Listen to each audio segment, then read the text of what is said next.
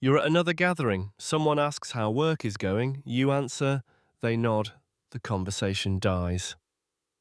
You watch them scan the room for someone else to talk to, and you think, not for the first time, that maybe something is fundamentally wrong with you. Everyone else seems to connect so easily. They laugh at jokes you don't find funny. They talk about nothing for hours and appear genuinely engaged. They have group chats that never stop pinging.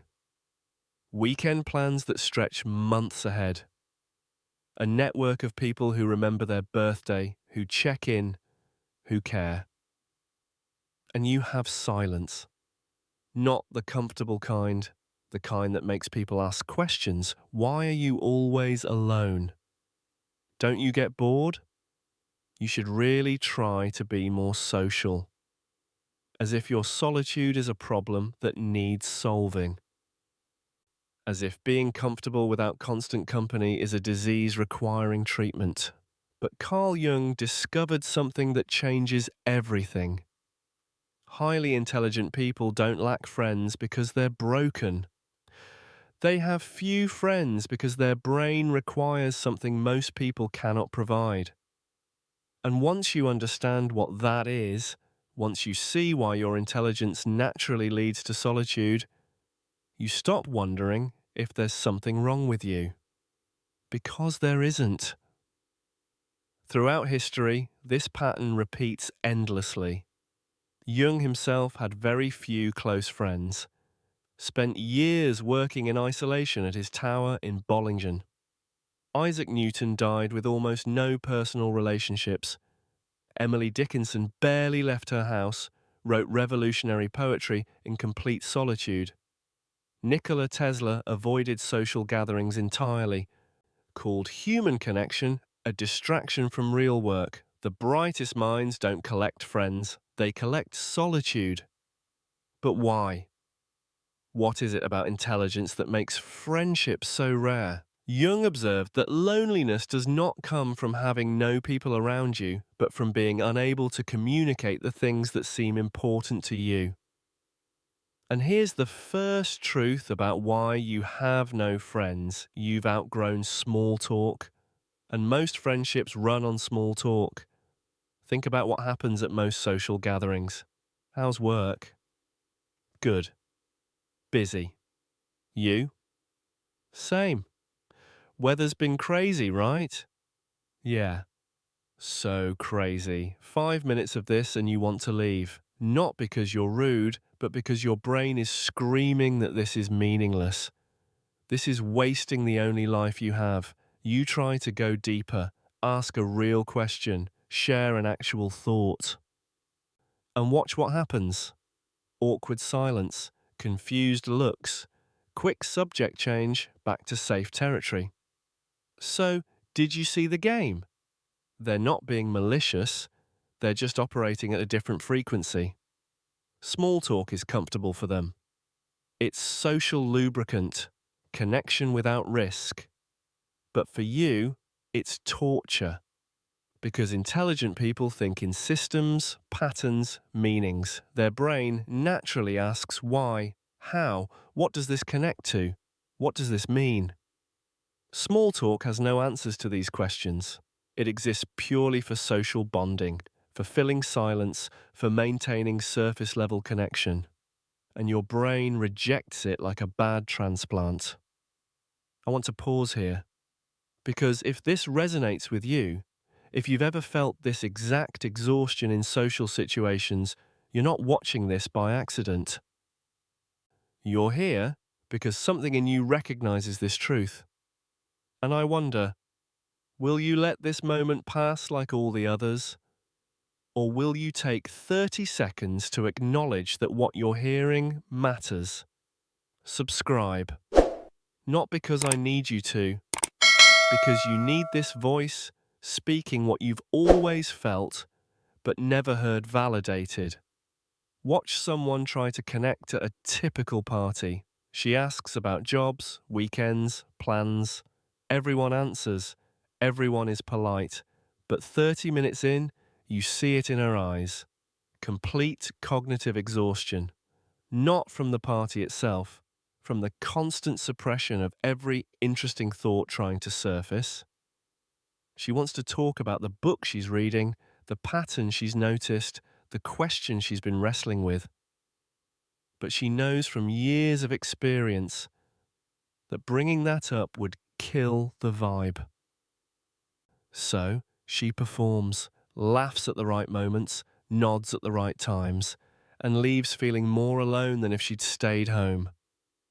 You can't sustain friendships built on conversations that bore you, and most friendships are built exactly that way. Jung wrote that your visions will become clear only when you can look into your own heart. Who looks outside dreams, who looks inside awakes. And here's the second truth. You have an inner world so rich that external company often feels like a downgrade. This sounds arrogant until you experience it. Most people need external stimulation constantly. Other people, entertainment, noise. Because their inner world is relatively quiet, not empty, just not that interesting to them. So they seek connection externally, need other people to feel engaged with life. But highly intelligent people, their inner world is a universe. You can spend hours thinking about an idea, following threads, making connections, exploring implications. You don't need someone else there. In fact, having someone else there often disrupts the process. Because they want to talk, want attention, want you present with them. But you're already present, just not with them. You're present with the thought that's unfolding, the pattern that's emerging, the insight that's crystallizing. Jung understood this intimately. He described his inner world as containing autonomous complexes, entire psychological structures that felt like distinct personalities. He could dialogue with these inner figures, explore with them, learn from them. His inner world was populated, rich, endlessly fascinating. Why would he trade that for superficial conversation with people who couldn't access that depth? A writer once described this perfectly. People would invite him out, ask why he never came to things. Don't you get bored alone? And he'd think, bored? I'm having the most interesting conversations of my life, just not with you. His inner dialogue was more stimulating than 90% of actual dialogues. His thoughts more engaging than most people's company. That's not misanthropy, that's just honest comparison. When your inner world is genuinely interesting, most external interaction feels like a downgrade. Like leaving a fascinating book to make small talk with someone who hasn't read anything in years. This is why intelligent people often prefer books to parties, dead philosophers to living acquaintances, solitary walks to group activities. Not because they hate people, but because their inner world provides something most people can't match. And you can't maintain friendships with people who feel like interruptions to your actual life. Jung observed that thinking is difficult, therefore most people judge. And here's the third truth. Your thoughts go places most people cannot follow. Not won't. Cannot. You're having a conversation. You make a point that requires understanding 3 interconnected concepts. You watch their face, you can see it. They're not following. Not because they're stupid, but because their brain doesn't naturally make those connections. So you backtrack, simplify, try again, still not landing. You simplify more, remove nuance, flatten the dimensionality. Now they get it.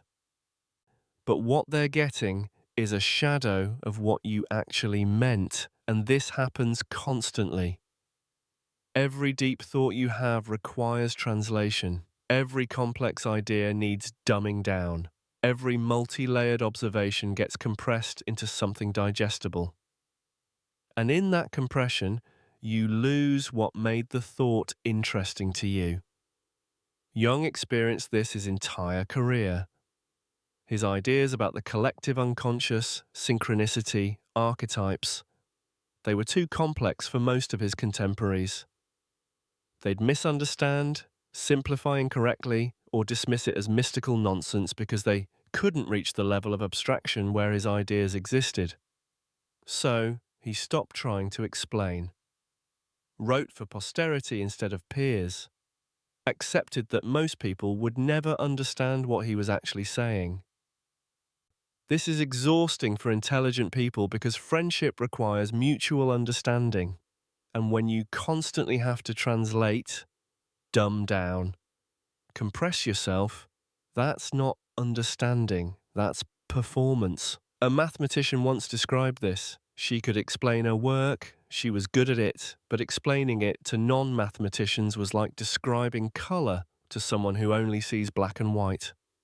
They'd nod, say fascinating, ask surface questions, but they'd never actually see what she saw, never experience the beauty she experienced, never connect at the level where she actually existed mentally. So, over time, she stopped trying. Not out of arrogance, out of exhaustion. And her friend count dropped to near zero. Not because she was antisocial, but because friendship requires meeting at similar depths. And her depth was inaccessible to most people. Jung wrote that everything that irritates us about others can lead us to an understanding of ourselves. And here's the fourth truth. You can see through the performance everyone else is running. And once you see it, participating becomes unbearable. Most social interaction is theatre. People performing versions of themselves they think will be accepted. Wearing masks, Jung called it the persona, the social face you show the world. For most people, this performance is unconscious, natural, comfortable. But highly intelligent people, they see the mask. Someone's bragging about their job. You see the insecurity underneath. Someone's overly positive about everything. You see the denial they're maintaining. Someone's dominating the conversation. You see the validation seeking.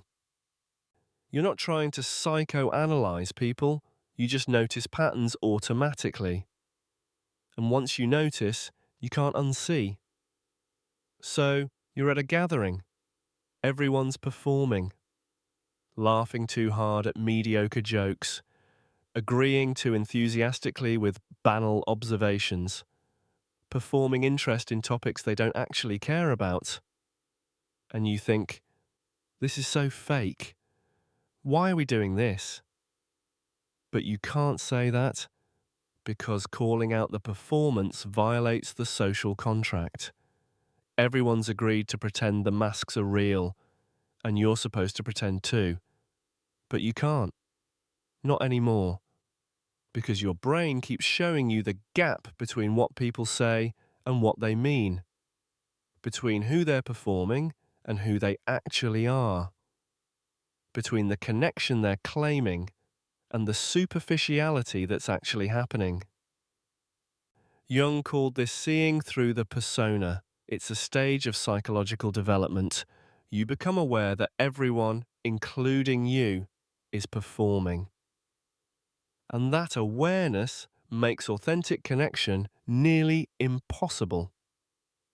Because authentic connection requires dropping the mask, but most people can't drop the mask, won't drop it, don't even know they're wearing it. So, you're left with a choice: perform alongside them and feel dead inside, or withdraw and feel alone but authentic. Most intelligent people choose withdrawal, not because they want to be alone, but because fake connection is lonelier than solitude. Jung understood that the meeting of two personalities is like the contact of two chemical substances. If there is any reaction, both are transformed. And here's the fifth truth. Maintaining friendships requires energy. And for you, the energy output rarely matches the energy return. Think about what friendship actually requires. Texting regularly, making plans, showing up, being emotionally available, listening to problems, celebrating wins, remembering birthdays, maintaining the relationship. This is energy expenditure. For extroverts, this expenditure is replenished through the interaction itself. Social contact energizes them. They get more energy than they spend. But Jung identified something crucial for introverts, and most highly intelligent people are introverted. Social interaction is energy depletion. Even positive interactions drain you.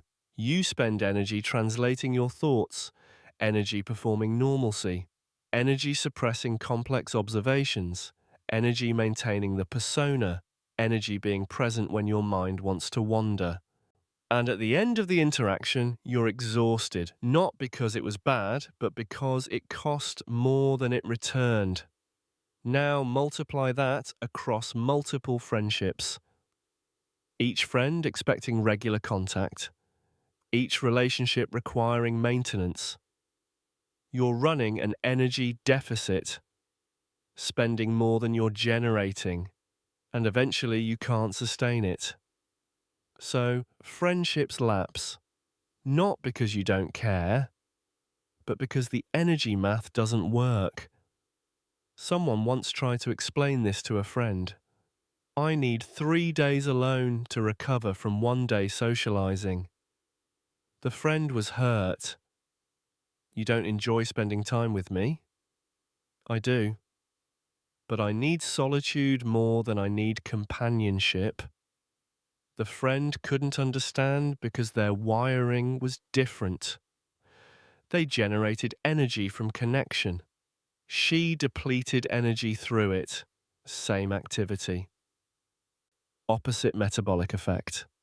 This is why intelligent people often have long gaps between social contact. Not because they're flaky, but because they need recovery time most people don't need. And friendships built on frequent contact can't survive that pattern. We're at a turning point. You've been nodding along for 12 minutes now, recognizing yourself in every truth, but recognition without action is just entertainment. And I didn't create this to entertain you. I created it to give voice to something you've carried in silence for years. So here's the question. Will you honor that by subscribing, or will you close this tab and return to pretending you're fine with people who don't understand you? Jung wrote that the privilege of a lifetime is to become who you truly are. And here's the sixth truth. You've tried to be yourself with people before, and it didn't go well. You shared something that mattered to you. They dismissed it. You opened up about a complex thought. They called you overthinking. You showed vulnerability about your difference. They made you feel weird, not once, repeatedly. Until your brain learned that authenticity with most people is dangerous. So you stopped being authentic, started performing the version they could handle, kept your real thoughts to yourself, showed only the parts that wouldn't make them uncomfortable. And the friendship survived. But you disappeared inside it. Jung called this persona inflation. When the mask becomes your identity because showing your real self isn't safe, but living in the persona is exhausting. And eventually you'd rather be alone and authentic than accompanied and performing. Watch this destroy potential friendships. Someone would try to connect, make an effort, seem promising. Then you'd share something real, something that mattered, and watch them change the subject. Make a joke to diffuse it. Give superficial advice that miss the depth entirely, or worse, use what you shared against you later. After enough of these experiences, you stop sharing. Stop trying to connect deeply. Stop believing most people can handle your actual self, not because you're cynical, because you're learning from data. Most people want the edited version of you, the simple, agreeable, uncomplicated version, the version that doesn't make them think too hard or feel uncomfortable. And you can either give them that version or lose them. Most intelligent people eventually choose to lose them because counterfeit connection is more painful than honest solitude. Jung observed that the shoe that fits one person pinches another. There is no recipe for living that suits all cases. And here's the seventh truth. You know what real connection feels like, and you refuse to settle for less. Most people are so starved for connection, they'll accept almost anything that resembles it. Surface conversation? Close enough. Occasional interaction? Better than nothing. Someone who remembers you exist? That'll do. But you've experienced actual depth with someone, even if only once or twice in your life. You've had that conversation where you didn't have to translate, where someone met you at your level, where you could explore ideas without dumbing them down, where being yourself was safe, and now you know what you're looking for, and you refuse to settle for less just to have company. Most people think you're being unrealistic, too picky, too demanding. You can't expect everyone to be on your wavelength, but you're not expecting that from everyone. You're just refusing to invest deeply in people who aren't, because Jung taught something crucial: quality over quantity in all things, including relationships. One authentic connection is worth more than 100 superficial ones. But finding that one authentic connection is rare. So you end up with few friends or none. Not because you're incapable of friendship, but because you'd rather have nothing than settle for the wrong thing. Jung wrote that in solitude, the lonely man is eaten up by himself, in the world by the many. And here's the eighth truth. You've discovered that your best thinking, creating, and becoming happens alone. Not sometimes. Always. Every significant insight you've had came in solitude. Every creative breakthrough happened when no one was around. Every moment of genuine self-understanding occurred in isolation. Because your brain needs quiet to go deep, needs lack of interruption to follow complex threads, needs freedom from social performance to access its full capacity. Jung did his most important work at his tower in Bollingen, alone. Newton's greatest insights came during isolated plague years. Einstein's thought experiments required solitary contemplation. This isn't coincidence, it's how deep intelligence works. It needs space, silence, solitude. And once you realize this, once you understand that your most valuable states require being alone, friendship becomes optional. Not because you don't value people, but because you value your cognitive capacity more. A programmer once realized this. His best code came between midnight and 4 in the morning, alone, completely undisturbed. His worst code came during collaborative sessions where people interrupted constantly. His career breakthrough came during a month of deliberate isolation. After that, he stopped apologizing for his lack of social life, because he'd found something more valuable than friendship: access to his full intelligence, and that required solitude. So here's what Carl Jung would tell you. You don't lack friends because something's wrong with you. You have few friends because small talk bores your brain to death. Your inner world is more interesting than most company. People can't follow where you go mentally. You see through social performance. The energy economics don't work for your wiring. You've been hurt trying to be authentic before. Your standards for connection are high. Solitude is where your best work happens. None of this is pathology. It's psychology. Your brain is wired for depth, complexity, solitude. Most friendships are wired for breadth, simplicity, constant contact. These are incompatible operating systems, and you're not broken for running different software. Jung spent years in isolation and revolutionized psychology. Tesla died alone and electrified the world. Dickinson barely left a room and wrote immortal poetry. Newton avoided people and discovered gravity. They weren't lonely. They were complete in themselves. And you can be too. Stop measuring yourself by extroverted standards. Stop thinking something's wrong because you don't have a dozen friends. Stop believing the lie that humans need constant companionship to be whole. Jung proved otherwise. So did countless others.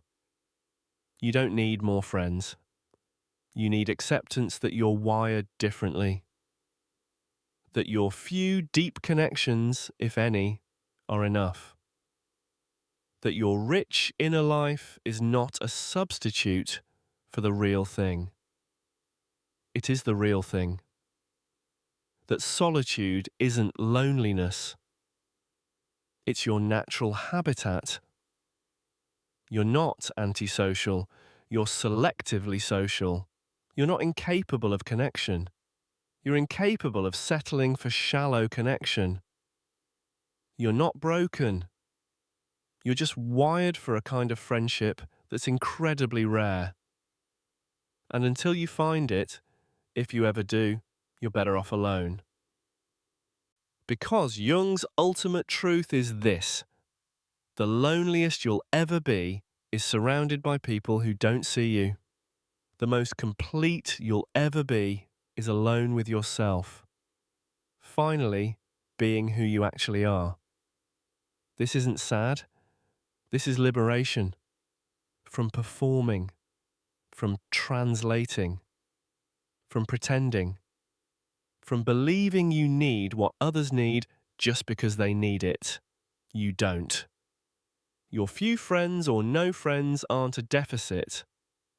They're evidence that you're living according to your actual wiring, not society's prescription. And before you close this and return to that world that doesn't understand you, ask yourself one question. When was the last time someone spoke to you like this? When was the last time you felt seen instead of judged?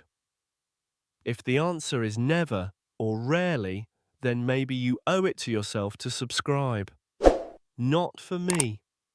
For the part of you that's been waiting years to hear someone say that your solitude isn't a failure. It's a choice. And it's the right one. That's not lonely. That's honest.